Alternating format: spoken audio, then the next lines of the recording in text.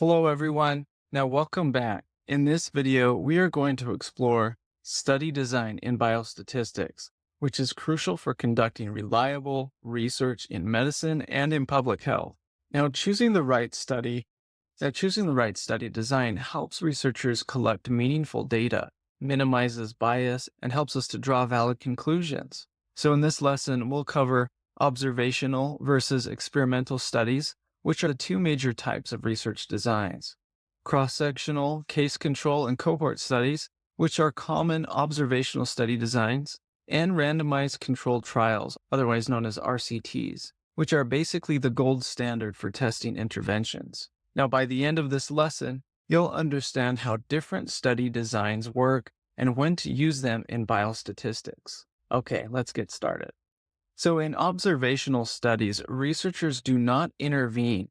They simply just observe and analyze the relationships between variables. Now, as an example, if you want to study the effect of smoking on lung cancer, and again, we observe smokers over time without assigning them smoking or non-smoking groups. But this would be an observational study. Just to reiterate, the key features of observational studies are that there is no intervention, just an observation.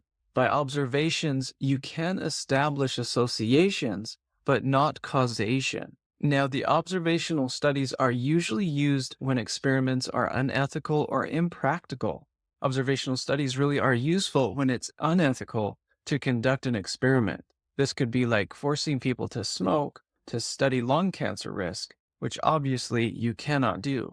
Now, in experimental studies, researchers actively intervene by assigning participants to different treatment groups. Now, as an example, in a clinical trial for a new vaccine, participants are randomly assigned to receive the vaccine or a placebo, and researchers measure the infection rates. The key features of experimental studies are that researchers control the independent variable, and they can establish causation this way. Now, the most reliable type of experimental study is randomized controlled trial, RCTs, which we'll discuss later in this lesson.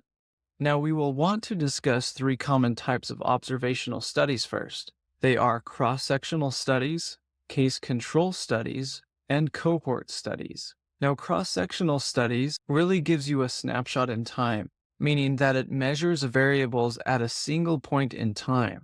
As an example, a survey measuring obese rats and exercise habits in a population at one point in time. Now, the pros are that it is quick, it's inexpensive, it's good for identifying trends, but the cons are that researchers can't establish cause and effect relationships. As you can probably see, cross-sectional studies are useful in public health, such as public health surveys, but they don't really tell us whether one variable caused the other.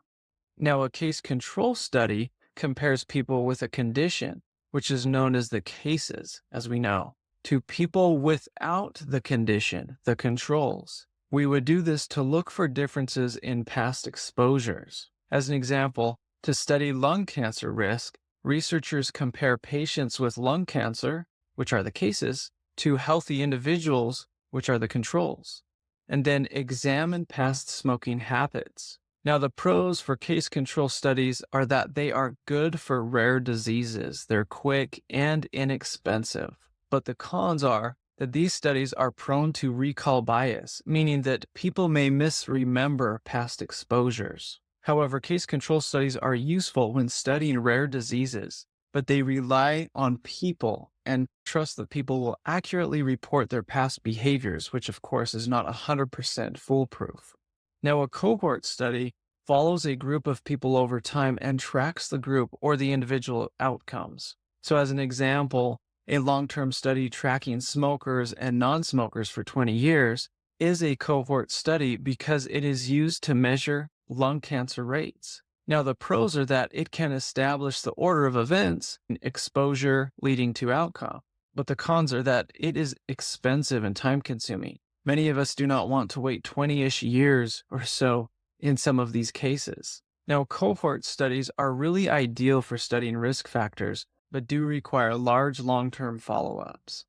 Now, let's talk about randomized controlled trials here, which are the gold standard pretty much for testing treatments and interventions. RCT, or randomized controlled trials, is a type of experimental study again where participants are randomly assigned to different groups to compare their outcomes. How RCT works is that participants are divided into at least two groups. For simplicity's sake, we will say one treatment group and one control group. Now, the treatment group is a group that receives the intervention, which would be the new drug or medicine. Now, the control group is the one that receives a placebo or standard treatment. Now, in this example, the COVID-19 vaccine trial, we can see what happened. One group receives the vaccine and the other receives a placebo.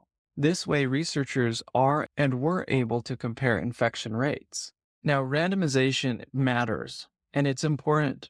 Randomization is the process of assigning participants to the treatment and control groups, but assuming that each participant has an equal chance of being in either group or assigned to any group. This ensures that both groups are similar from the start and thus reduces bias while increasing reliability. Now, this is a great way to go about it because it minimizes confounding variables such as age or health conditions. And it also allows researchers to establish cause and effect. Now, keep in mind that some RCTs, randomized controlled trials, also use blinding, where participants or researchers don't really know which treatment was given to avoid bias. There is single blind, where only the participants are unaware of which treatment or control they are placed in.